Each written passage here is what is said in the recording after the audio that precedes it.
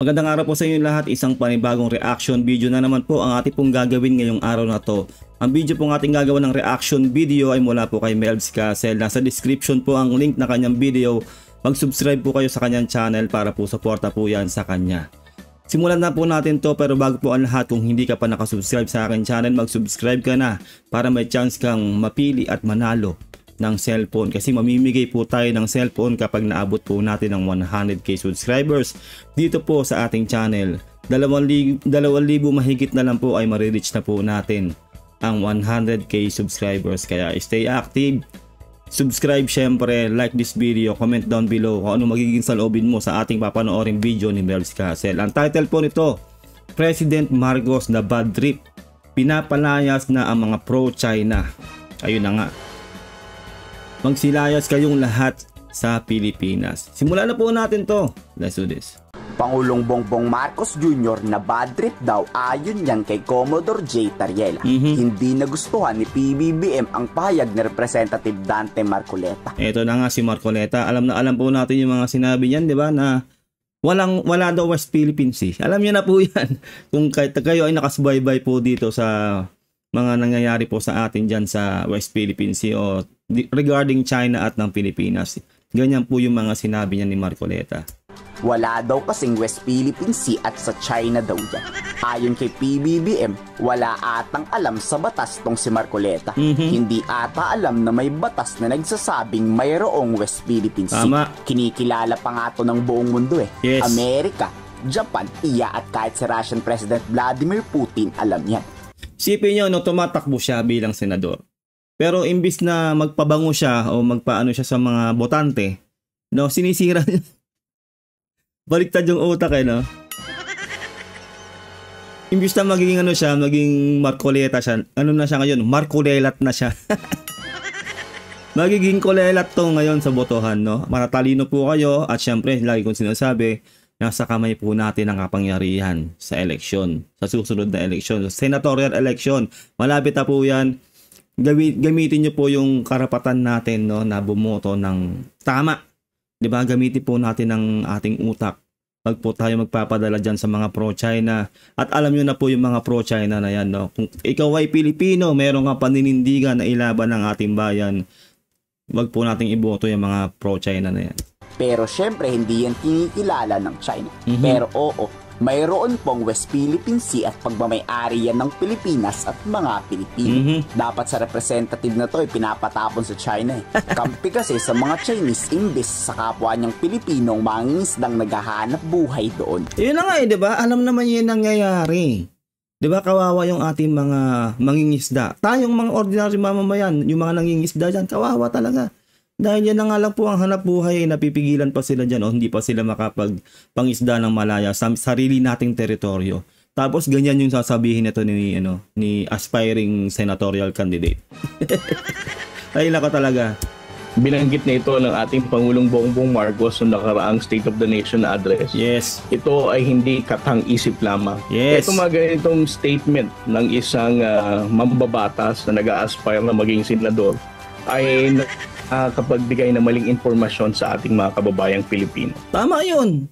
Maling impormasyon talaga yun, di ba? Galing na sa kanya, no, kay Tariela. Di ba? Maling-mali. At unang-una, kung Pilipino ka, dapat may concern ka sa nangyayari dyan sa West Philippine Sea. Hindi yung tutuligsain mo pa. So, alam na natin, amoy na natin yan. Sobrang amoy na natin yan.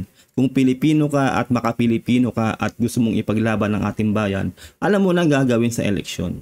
Our transparency efforts that we're doing under this administration is for us to provide correct information sa ating mga kababayan. Tama. Para magkaisa tayo para tindigan ang laban natin sa West Philippine Sea. Wala nang boboto sa'yo, Marcoleta. Pro-China. Matapos batikusin na wala daw tayong pagmamay-ari sa bahaging yan ng South China Sea. Grabe nung wala daw tayong pagmamay-ari sa West Philippine Sea. Grabe talaga. Wala na yung chance niya, no? Wala, yung sinabi ko kanina, imbis na magpabango siya.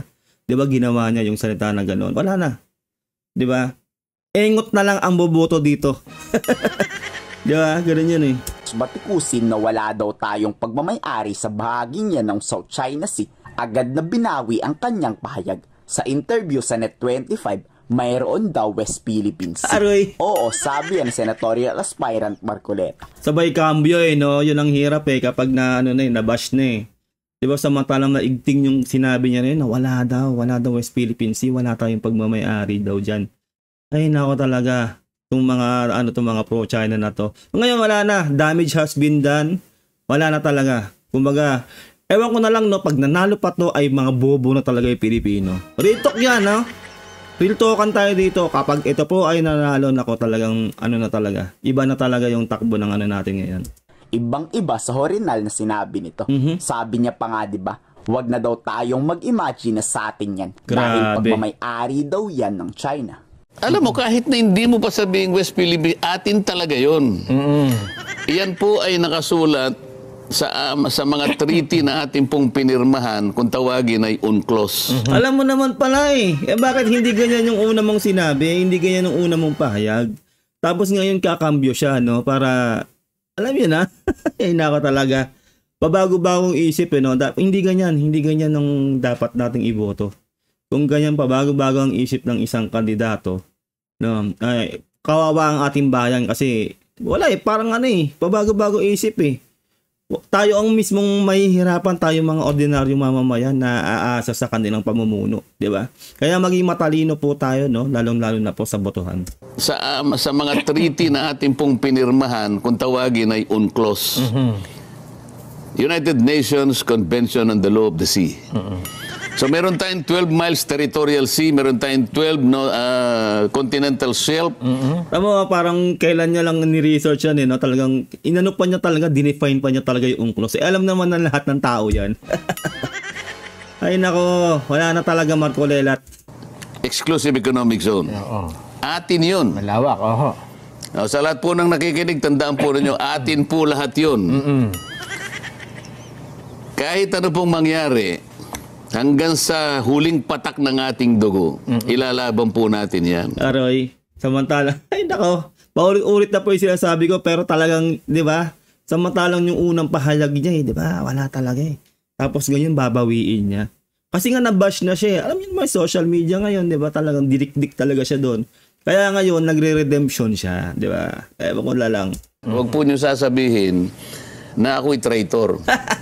Nilagyan lang po natin ang pangalan. Sinasabi ko, hindi na po kailangan sapagkat wala po, hindi kinikilala. Hindi daw kinikilala. Kasi sabi nga lang kanina, di ba, buong mundo halos kinikilala yan di ba? Yung West Philippine Sea. Di ba? Lahat ng kaanib sa UNCLOS, kinikilala ang salitang West Philippine Sea. Siya lang ang hindi. Siya lang ang naniniwalang hindi daw kinikilala yon. Ngayon babawiin niya kasi nga talagang nadurog talaga siya sa social media di ba, nabash siya Kaya eto na. Wala na, damage has been done. Ewan ko na lang talaga kung anong kapupulutan nito sa susunod na eleksyon. Huwag po niyo sasabihin na ako'y traitor. Nilagyan lang po natin ang pangalan. Sinasabi ko, hindi na po kailangan sapagkat wala po, hindi kinikilala. Wala nang pake ang PCG kahit kumampi pa si Marcoleta sa China. Basta ipagtatanggol ng PCG ang West Philippine Sea at papalayasin lahat ng illegal na barko dyan. Yun nga po, palakpakan natin, ang ating gobyerno ngayon sa pamumuno ni Pangulong Bongbong Marcos, syempre sa lahat po ng mga sumusuong dyan sa ating teritoryo, sa ating EEZ, dyan sa West Philippine Sea, na yung ating mga PCG, ating mga Air Force, ating sandatahang lakas, sa ating buong sandatahang lakas, at sa lahat po ng mga sumusuporta dyan sa ating laban sa China, dyan sa ating EEZ. Kasi hindi po biro talaga ang kanilang ginagawa dyan sa araw-araw na pangaharang dyan sa China sa pagpasok sa ating EEZ, sa talagang pagtataboy sa China. Sabi nga ni Pangulong Bongbong Marcos, di ba, na maraming instances na talagang naitataboy natin ang mga Chinese vessel dyan sa ating EEZ, bagamat sobrang liit po talaga nating bansa. Sinabi na po talaga ni Pangulong Bongbong Marcos yan. Pero kita niyo naman yung puso ng Pilipino, di ba? Hindi po tayo titigil na harahangan at talagang itaboy ang mga mapanakop na China dyan sa ating EEZ. Kaya palakpakan po natin sila. Hindi po talaga biro ang kanilang ginagawa dyan sa West Philippine Sea o sa ating EEZ.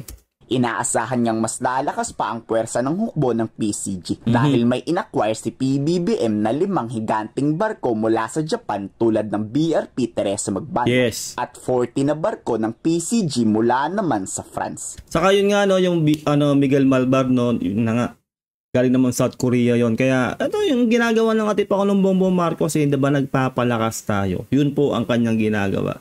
Ginagawa niya lahat ng paraan para palakasin ang ating sandatahang lakas para meron tayong pang-counter dyan sa mapanakop na China na yan sa ating EEZ. Kaya suportahan natin ang ating Pangulong Bongbong Marcos. Wala siyang ibang hangad kundi ang ipagtanggol ang sariling ating EEZ, ating teritoryo dyan sa West Philippine Sea. This is the reason why President Bongbong Marcos last year approved the acquisition of 5 more 97-meters from Japan and 40 more vessels that will be coming from France as well. Saka palakpakan din natin yung ating mga kaalyadong bansa na walang tigil po na sumusuporta. Yung po Japan po, no, nabanggit yung Japan. Siyempre South Korea, India, lalong-lalo na rin po siyempre si Uncle Sam o ang Amerika, na hindi rin po tumitigil sa pagsuporta po sa atin sa laban natin dyan sa China.